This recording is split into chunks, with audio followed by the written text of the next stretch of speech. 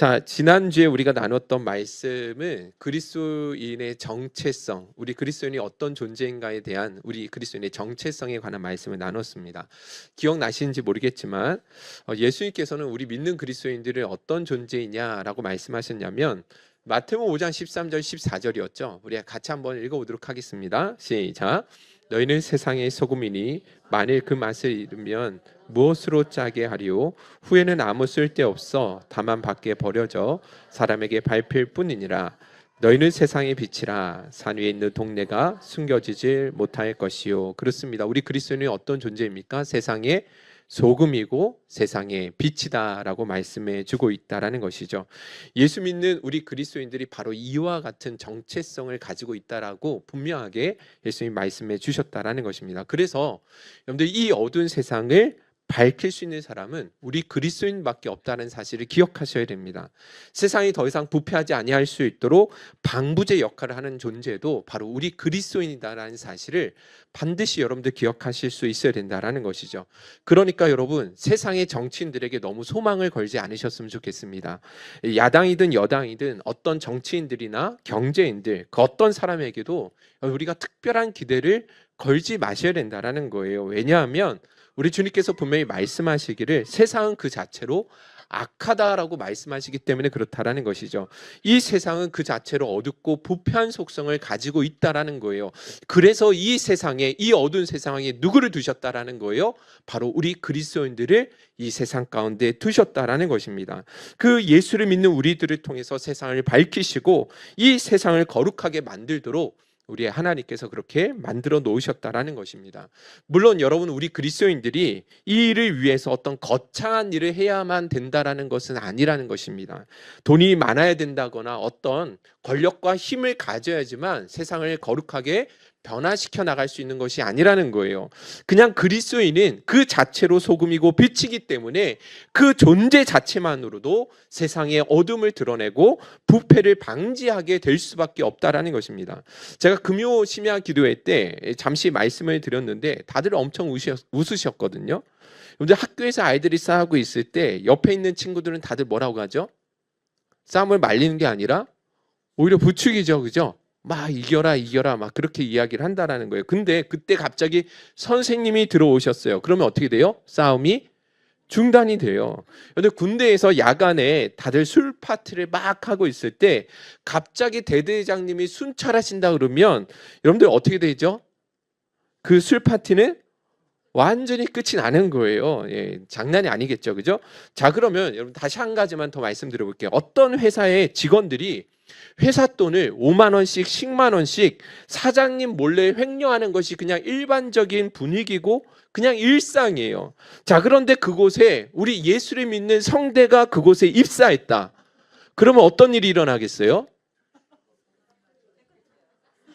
더 큰 한탕이 일어나겠습니까? 야, 5만 원 10만 원이 뭐냐 그러면서 억 단위로 이렇게 한탕을 더 크게 하는 일이 일어나겠습니까? 아니라는 거예요. 여러분들, 이 예수를 믿는 그 성대 한 사람 때문에 그렇게 횡령이 일상이었던 곳이라고 한다면 그 성대 한 사람 때문에 사람들이 회사 돈을 횡령하는 일을 함부로 행할 수가 없게 된다라는 거예요. 우리가 무언가 대단한 사람이기 때문이 아니라 무언가 대단한 것을 하기 때문이 아니라 그냥 그 존재 자체만으로 빛이 되고 소금이 되기 때문에 세상 사람들이 우리 그리스도인들 앞에서 함부로 행동할 수가 없다라는 것입니다. 우리 존재 자체 하나만으로도 그렇게 세상이 바뀌어질 수 있다라고 우리 주님은 말씀하신다라는 것이죠. 자, 그런데 너무 안타까운 것은 오늘날 우리 그리스도인들이 그 사명을 온전히 감당하지 못한다라는 것입니다.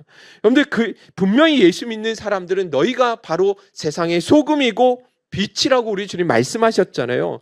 그래서 우리 그리스도인들은 세상이 어디에 나가든지 당당하게 내가 예수 믿는 사람이라는 것을 드러낼 수 있어야 되는데, 그런데도 안타깝게도 많은 그리스도인들이 학교에서든 직장에서든 자신이 그리스도인이라는 사실을 잘 드러내지 못한다라는 거예요. 근데 얼마나 안타깝고 또 얼마나 비겁한 일이냐라는 것이죠. 근데 마태복음 5장 15절, 여러분들 마태복음 5장 15절이죠. 우리 한번 읽어보겠습니다. 시작.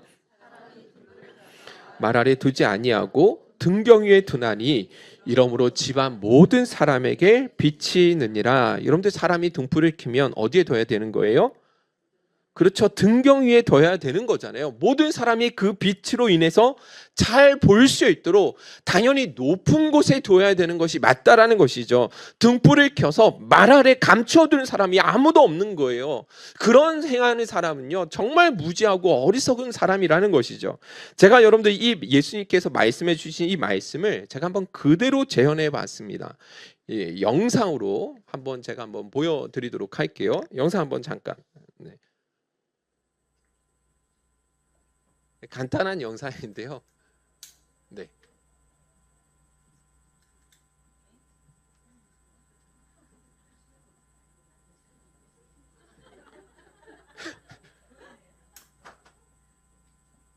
이게 양초죠, 양초. 이게 말 아래 두는 거죠, 그죠? 예, 이게 그 말이라는 게 10리터의 채소를 담글 수 있는 소쿠리 같은 거라고 말씀드렸죠. 다시 한번 보여드릴게요. 네. 그렇죠.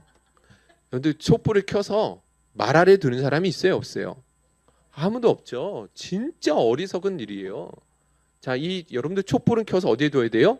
등경 위에 둬야 된다라는 거예요. 네, 여기까지입니다.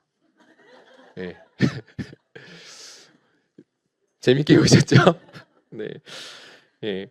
등불을 켜서 말 아래 두었더니 하나도 보이지 않습니다. 그렇죠? 그렇게 말 아래 둔다라는 것이 바로 이와 같은 것인데, 근데 이와 같은 어리석은 일을 지금 누가 하고 있다라는 거예요?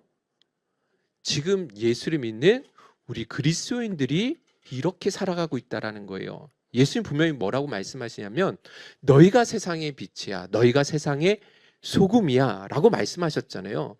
이 어두운 세상을 밝힐 수 있고 이 어두운 세상의 유일한 하나님의 대안이 우리 그리스도인이다 라고 우리 주님이 분명히 말씀하셨는데, 그런데 우리 그리스도인들은 뭐 하고 있어요? 직장에서, 학교에서, 가정 안에서 그리스도인이다라는 것을 자신을 잘 드러내지 않는다라는 것입니다.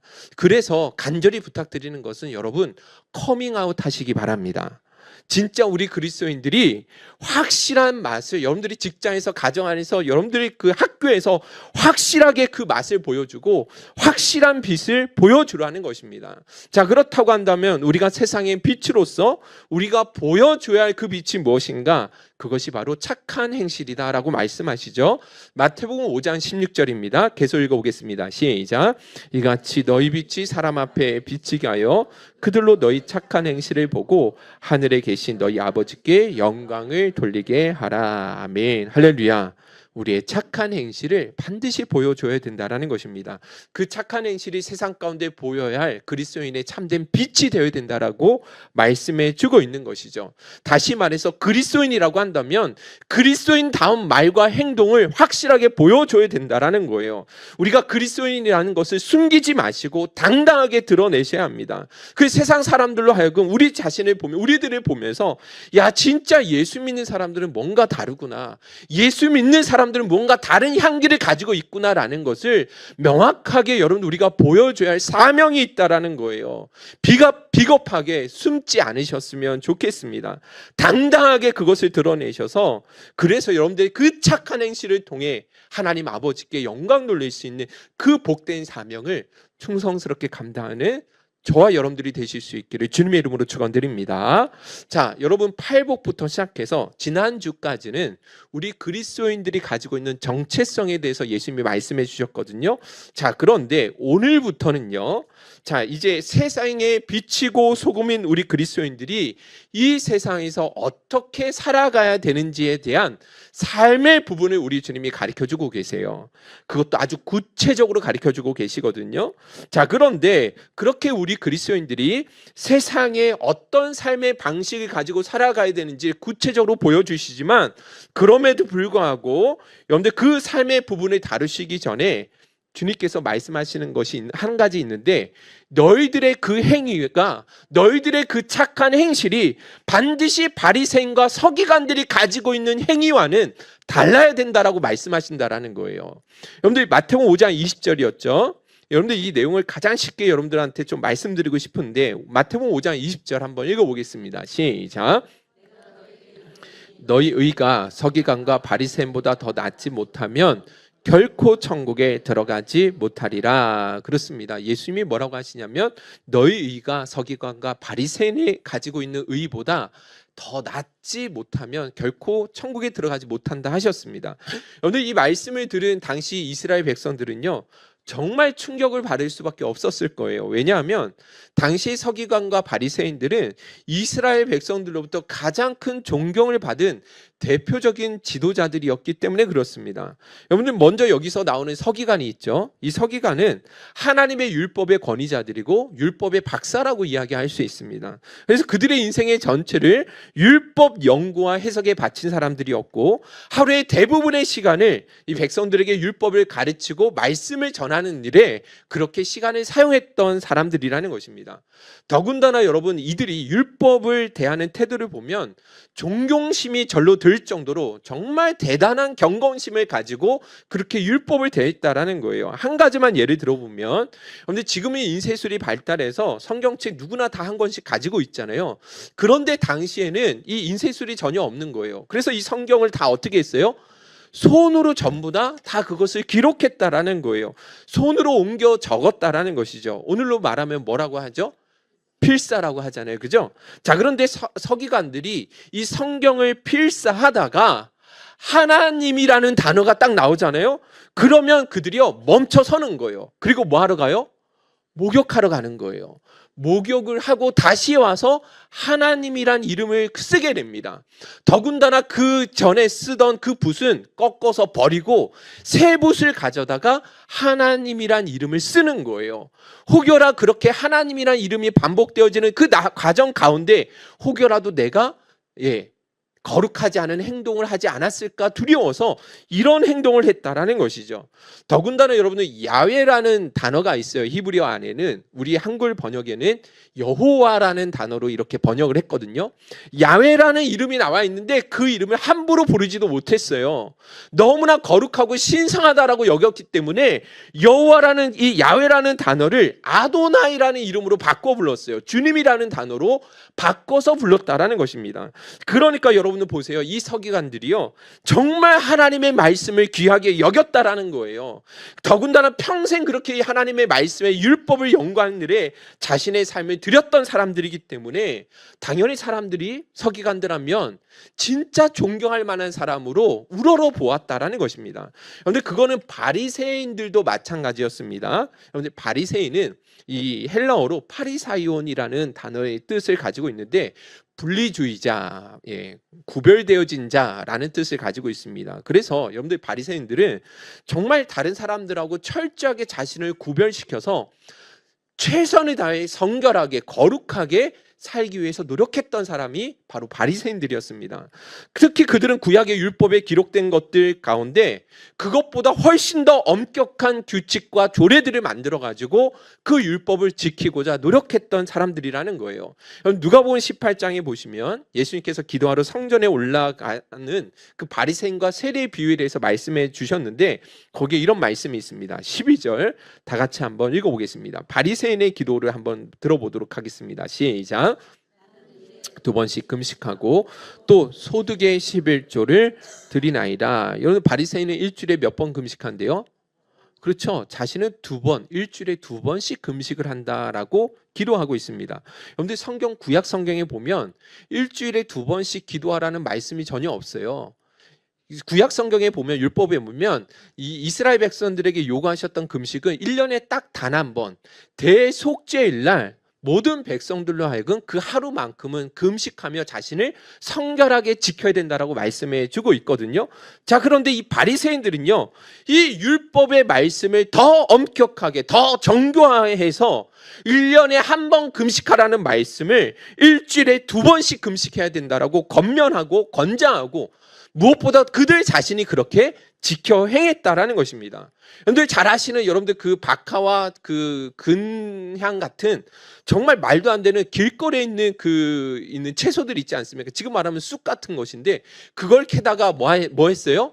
그 중에서도 11조를 가져다 떼가지고 하나님께 바치는 열심의 특심이었던 사람들이 바로 이들이었다는 것입니다. 그러니까 여러분, 일반 사람들이 볼 때 이 율법에 정말로 충실하게 행하는 바리새인들을 보면서 절로 고개가 숙여지지 않을 수 없었다라는 것이죠. 자, 그런데 오늘 예수님께서 보시는 평가는 다르더라는 것입니다. 오히려 책망하고 저주하시죠.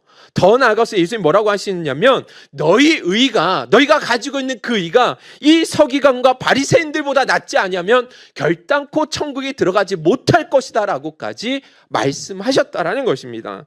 여러분들, 그러니까 여러분들 이 이스라엘 백성들이 받는 충격이 얼마나 컸겠냐라는 거예요. 당시에 여러분, 이스라엘 백성들이 생각하기에 만약에 하나님께서 천국문을 열어 놓으시고 단 두 사람만 이 천국에 받아들이시겠다고 한다면 그 첫째는 바리새인들이고 둘째는 서기관이다라고 생각할 정도로, 그 정도로 여러분들 이 사람들이 이스라엘 백성들 가운데는 존경받을 만한 사람으로 인정받았다라는 거예요. 자, 그런데 예수님은 아니라는 것이죠. 자, 그러면 여러분, 이 서기관과 바리새인들이 가지고 있는 의에는 어떤 문제가 있길래 우리 주님께서 그렇게 책망하시는가? 오늘 이것에 대해서 우리가 좀 깊이 살펴보고, 우리 신앙생활 안에도 이 서기관과 바리새인과 같은 그 의를 가지고 붙들고 살아가고 있지 않은지는 다시 한번 우리 자신을 돌아보고 점검하는 시간을 가졌으면 좋겠습니다. 여러분들, 세 가지로 이야기할 수 있는데, 첫 번째 같이 한번 읽어보겠습니다. 시작. 그렇습니다. 형식적인 의입니다. 여러분들, 그들은 율법의 내용보다는 율법의 겉으로 드러난 그 형식에 치중하던 사람들이에요. 제가 쉽게 한 가지 예화를 한번 들어보도록 하겠습니다. 우리 진수 형제가 저 앞에 앉아 있는데, 교회를 주차를 하고 오는데 저기 반대편에 있는 어떤 아이가 달려오는 차를 보지 못하고 무단횡단을 하려고 막 뛰어오고 있어요. 근데 자칫하면 달려오는 그 차에 치여서 큰일 날 것 같은 그런 위기 상황이 있는 것이죠. 아주 위험한 상황인 것 같아요. 그랬을 때 우리 진수가 급히 달려가서 겨우 그 아이를 건져낸 거예요. 0.01초의 아주 순간에. 자, 그런데 이것을 멀리서 지켜보고 있던 경찰관이 진수한테 달려도 오더니 갑자기 딱지를 끊는 겁니다. 제목이 뭐냐면 무단횡단, 범칙금 6만 원. 여러분들 어떻게 생각하십니까? 이거 말이 안 되잖아요. 그죠? 교통법규가 왜 있냐면 사람의 생명을 뭐하기 위해서? 보호하고 지키기 위해서 있는 거잖아요. 그죠? 그렇기 때문에 여러분, 진수는 비록 교통법규를 어기긴 했지만 그 교통법규의 목적대로 사람의 생명을 구원하기 위해서 어긴 것이기 때문에 여러분들, 그것을 무단횡단했다라고 딱지 띄면 돼요, 안 돼요? 안 되는 거잖아요. 그럼에도 불구하고 이 경찰관이 와서 교통법규를 어겼다고 범칙금을 부과한다라는 것, 이건 말이 안 되는 것이죠. 교통법규의 진짜 본질을 잃어버린 채 형식에 매여 있는 모습이 바로 이와 같은 모습이라는 거예요. 자, 그런데 예수님 당시에 이런 일을 누가 하고 있었다라는 거예요? 그렇죠. 서기관과 바리새인들이 똑같이 하고 있었다라는 거예요. 예수님께서 안식일에 병자를 고쳐주셨는데 바리새인들이 그것을 지켜보고 있다가 예수님을 고발하는 거예요. 왜냐하면 율법에 의하면 안식일에 아무것도 하지 말라고 하셨는데 왜 너는 사람을 고치냐는 거예요. 그것이 비록 사람을 살리고 고치는 일을 할지라도 성경은 안식일에 일을 하지 말라고 했는데 왜 일을 하느냐라고 그렇게 예수님을 고발하더라는 것입니다. 여러분들, 이게 얼마나 모순적인 행위냐라는 거예요. 그러니까 여러분들, 이 바리새인들이 가지고 있는 그 의는 율법주의적인, 행위적인, 형식적인 의였다라는 것을 보여주고 있는 것이죠. 진짜 율법의 본질을 잃어버린 채 껍데기만 붙들고 있는 잘못된 신앙을 가지고 있었다라는 것입니다. 그래서 여러분, 예수님께서는 앞으로 우리가 마태복음 5장에 계속 살펴보겠지만 5가지나 예수님께서 예를 구체적으로 드시면서 이 당시 종교 지도자들이 얼마나 이 형식주의에 빠져 있는지, 얼마나 본질을 잃어버린지를 아주 신랄하게 책망하신다는 것입니다. 그런데 성경에 살인하지 말라고 하나님 그렇게 기록되어 있는데 이 바리새인들은 사람을 흉기로 정말 때려 죽이지 않으면 그건 살인이 아니다.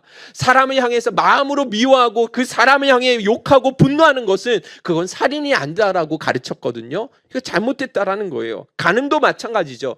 바리새인들은 실제로 성적인 관계만 맺지 않으면 간음이 아니다라고 가르쳤는데 우리 주님은 그게 아니라고 책망하시는 거예요.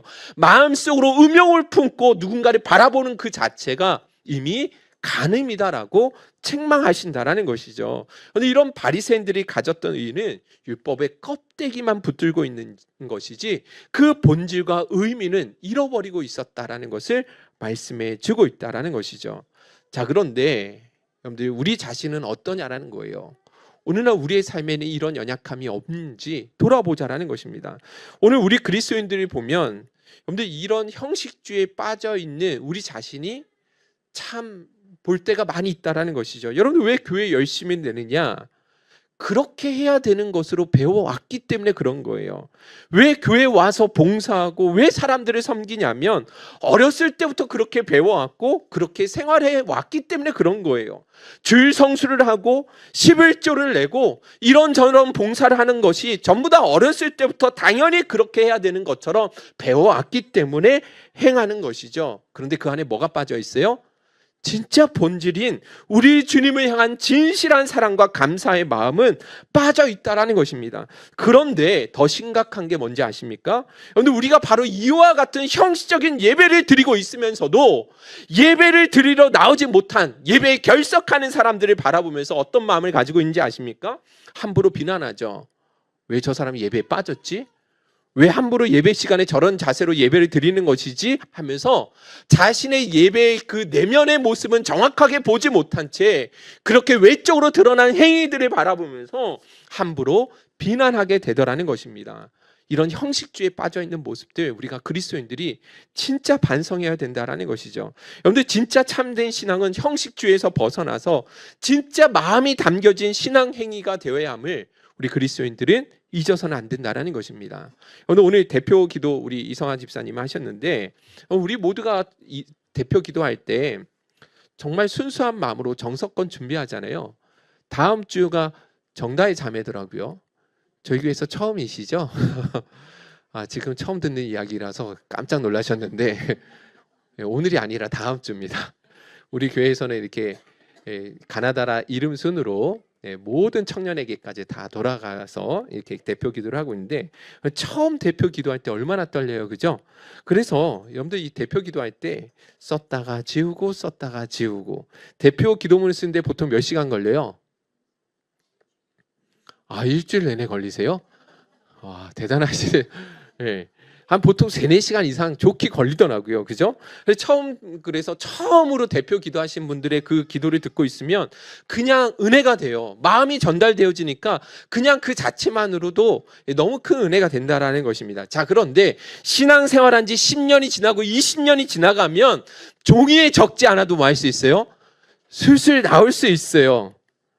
그런데 그 안에 뭐가 빠질 수 있는 거예요? 마음이 우리 주님을 향한 진실한 사랑이 빠질 수 있다라는 것입니다. 여러분 처음 직장 생활하고 내가 10일 딱 월급을 받았을 때 그때 첫 11조를 떼어서 하나님 앞에 드렸을 때 여러분들 기억나세요?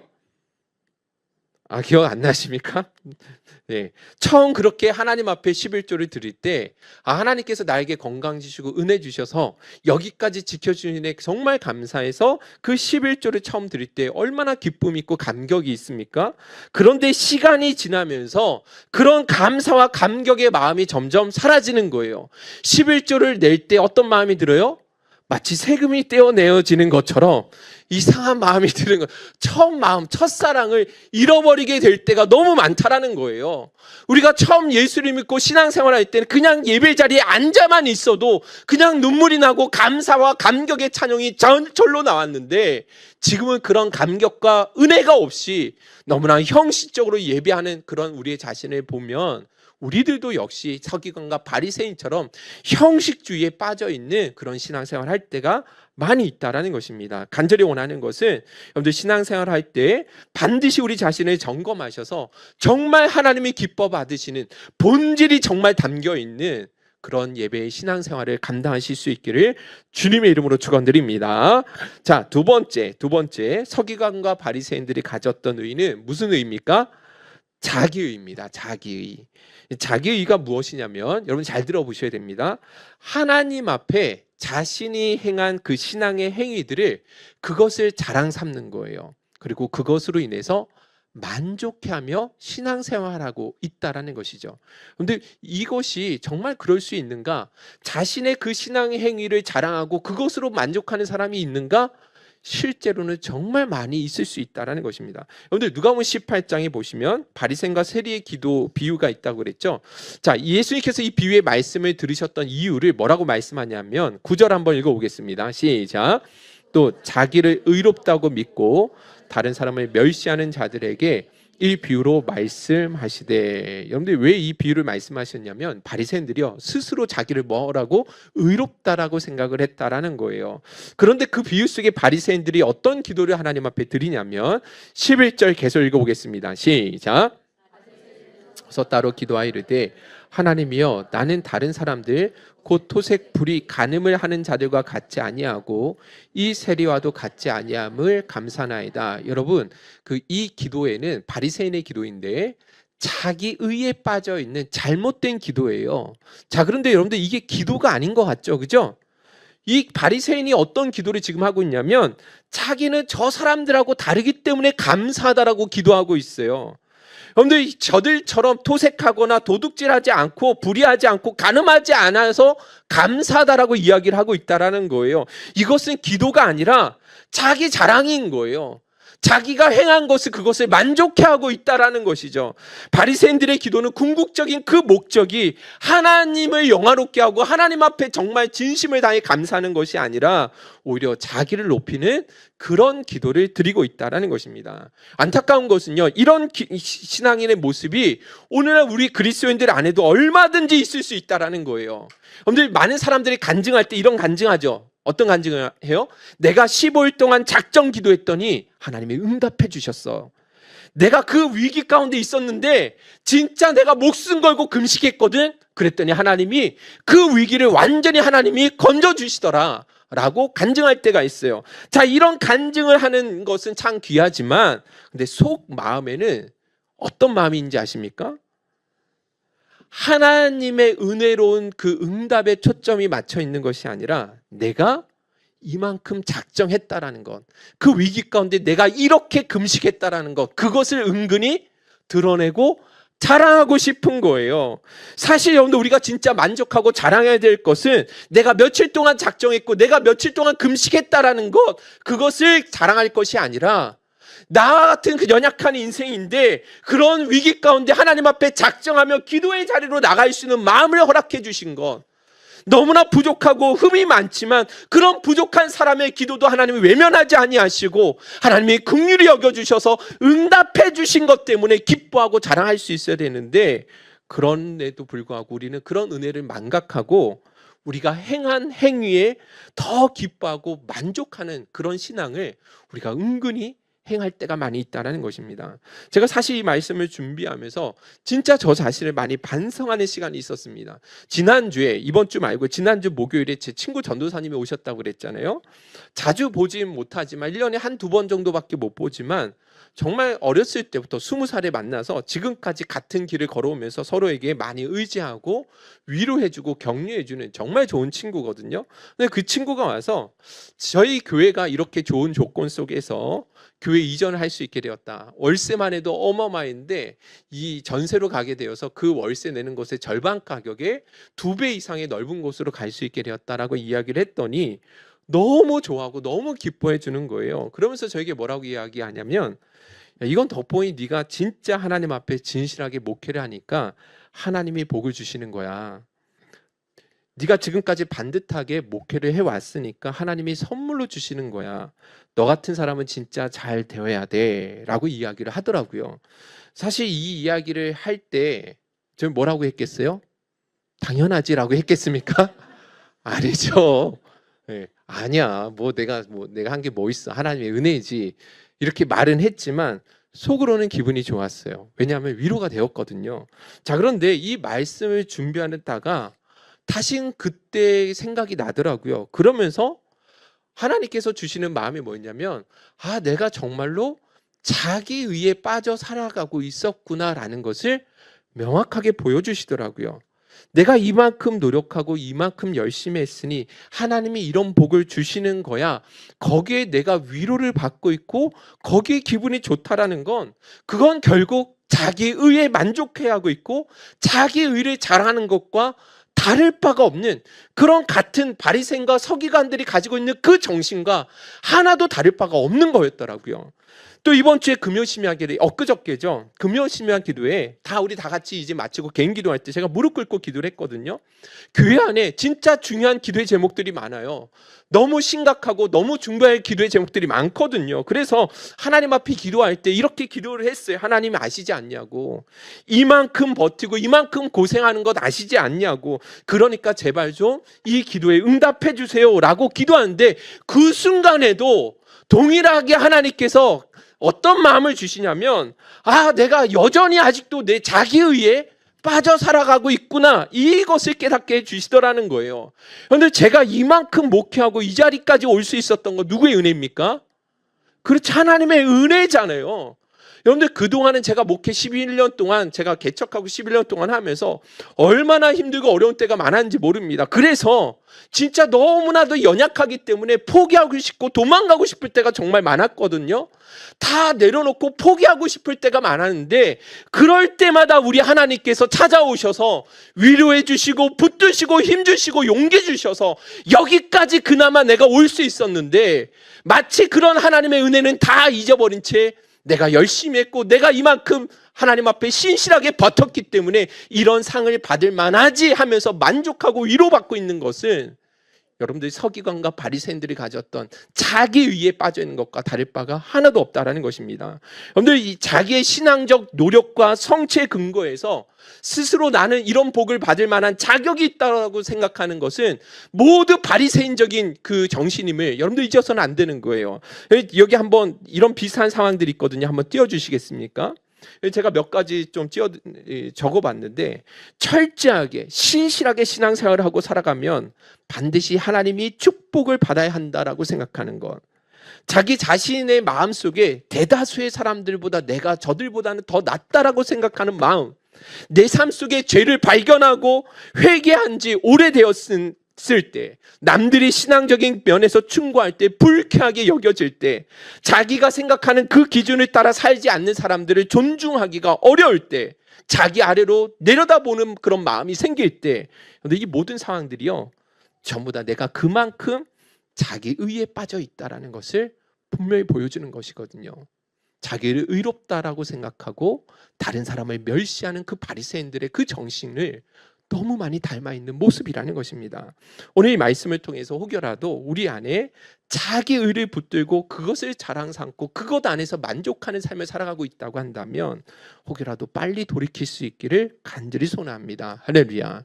우리가 붙들어야 할 의는 오직 예수 그리스도의 의, 예수를 믿음으로 말미암는 우리에게 거저 주시는 하나님의 의만을 붙들어야 됨을 꼭 기억하실 수 있기를 주님의 이름으로 축원드립니다. 내용이 너무 어렵죠? 마지막으로 한 가지만 더 말씀을 드리도록 하겠습니다. 내용 자체가 어려운 게 아니라 그 주제 자체가 어려우실 수 있다는 거예요. 한 가지만 더 말씀드리고 마치도록 하겠습니다. 자, 셋째입니다. 서기관과 바리새인들이 가지고 있는 의는 외식의 의라는 것입니다. 여러분들, 바리새인들이 이제 6장에 예수님께서 이제 책망하시는데, 바리새인들이 왜 그렇게 열심히 기도했는가? 왜 사람들이 그렇게 많은 곳에서 오랫동안 기도를 했는가? 그거 뭐 하기 위해서요? 그렇죠, 보여주기 위해서요. 내가 얼마나 거룩한 사람인지 자기를 드러내고 자기를 높이고 싶은 마음에서 그렇게 오랫동안 기도를 하는 거예요. 철저하게 외식된 행동이다라고 말씀하신다라는 것이죠. 여러분들, 이건 역시도 우리 그리스도인들이 자주 쉽게 빠지는 함정이라는 것이죠. 최근에 이찬수 목사님이 설교하신 짧은 동영상을 본 적이 있거든요. 근데 그 목사님이 거기 영상에서 뭐라고 말씀하셨냐면, 어떤 교회를 집회를 가셨는데 새벽 기도에 새벽 집회를 마치고 설교 끝나고 이제 개인 기도하러 이제 다 개인 기도하는 시간이 되었는데, 갑자기 부목사님들이 강단 위에 다 올라오시더라는 거예요. 그리고 그 강대상에 다 올라오셔서 부목사님들이 통성 기도를 정말 정말 열정적으로 하시더라는 거예요. 그 기도를 언제까지 하셨느냐? 부목사님들이 언제까지예요? 성도님들이 돌아가실 때까지 그렇게 오랫동안 다들 기도를 하시더라는 거예요. 그래서 이찬수 목사님이 처음에는 나도 자기 교회에 돌아가면 우리 부목사님들 이렇게 기도 훈련이 지켜야 되겠다 이런 마음이 드셨다라는 거예요. 그런데 다시 와서 집에 와서 곰곰이 생각하는데 문득 드는데 이건 너무 외식된 기도가 아닌가? 라는 마음을 주시더라는 것이죠. 그런데 한번 생각해 보세요. 왜 부목사님이 개인 기도하는 시간에 강단에 나와서 기도하셔야 되죠? 왜 성도님들이 다 돌아갈 때까지 이 강단에서 내려오지 말고 기도해야 되죠? 뭐 하려고요? 누구를 위해서? 나를 위해서? 성도를 위해서? 모르겠죠, 그죠? 네. 성도들 때문이죠, 그죠? 하나님 앞에 기도하는 것이 아니라 얼마든지 그것이 사람에게 보이기 위한 기도가 될 수 있다는 거예요. 만에 하나 여러분 어떤 한 성도님이 어느 날은 끝까지 돌아가지 않고 8시, 9시가 됐는데도 계속 1시간, 2시간 더 기도를 해요. 그때 부목사님들 마음에 어떤 마음이 들겠어요? 왜 안 가는 거야? 왜 안 가는 거야? 얼마나 미워 보이겠냐라는 거예요. 그 성도님이 왜 이렇게 길게 기도하는 거야? 하면서 불평하는 마음이 들지 않겠냐라는 거예요. 그런 생각이 딱 들더라는 것이죠. 이런 행위가 외식된 행위가 될 수 있다는 것입니다. 그런데 한국교회 이런 외식의 문제들이 너무 많아요. 헌금 봉투에 기록된 기도 제목들 읽어주는 교회들이 참 많습니다. 교회 건축이 딱 되어지면 건축에 헌금했던 사람들의 그 명단을 이 벽면에 다 기록해 두는 교회들도 많이 있죠, 그죠? 이런 일들이 너무 많아서 다 말씀드릴 수는 없지만 너무 안타까운 거예요. 여러분들 예수님 당시 종교 지도자들이요 이런 외식된 모습들이 너무 많았습니다. 그래서 마태복음 6장에 기도 구제 금식이 있거든요. 너무나 하나님 보시기에 귀한 신앙의 방편인데 이것을 전부 다 무엇 때문에 한지 아십니까? 외식 때문에 보이기 위해서 내가 얼마만큼 이런 영적인 사람이라는 것을 보여주기 위해서 그렇게 행하는 것에 대해서 우리 주님이 아주 조목조목 들어가면서 책망하신다라는 거예요. 그런데 오늘 우리도 이런 외식으로부터 반드시 벗어날 수 있기를 주님의 이름으로 축원드립니다. 결론을 맺도록 하겠습니다. 우리 찬양팀 앞으로 좀 나와주세요. 내용이 조금 어렵고 좀 무거운 주제이긴 했지만 결론을 맺으면서 예수님 우리가 진짜 세상의 빛과 소금이다라고 말씀해 주셨습니다. 그래서 우리의 착한 행실을 통해서 반드시 하나님께 영광을 돌려야 되는데 이 행위를 드러낼 때 그 착한 행실을 할 때에는 서기관과 바리새인들이 가졌던 그 행위만큼은 절대 본받아서는 안 된다라고 말씀해 주고 계신 거예요. 그것이 무엇입니까? 여러분들 이들보다 정말 더 신앙생활에 열심히 있는 사람이 없고 누구보다도 거룩해 보이지만 그들이 가지고 있는 모든 신앙적 열심과 행위들은 결단코 하나님이 하나도 기뻐 받으시지 않는다라는 것입니다. 형식적이고 자기의에 빠져있고 외식된 행위들에 불과한 것이지 하나님 절대로 기뻐 받으시지 않는다라는 것이죠. 오늘 이 말씀 여러분들 우리 마음에 다시 한번 깊이 새기셔서 진짜 하나님이 기뻐 받으시는 세상의 빛과 소금의 그 행위들을 정말 여러분들 충성스럽게 감당하는 저와 여러분들이 되실 수 있기를 주님의 이름으로 축원드립니다.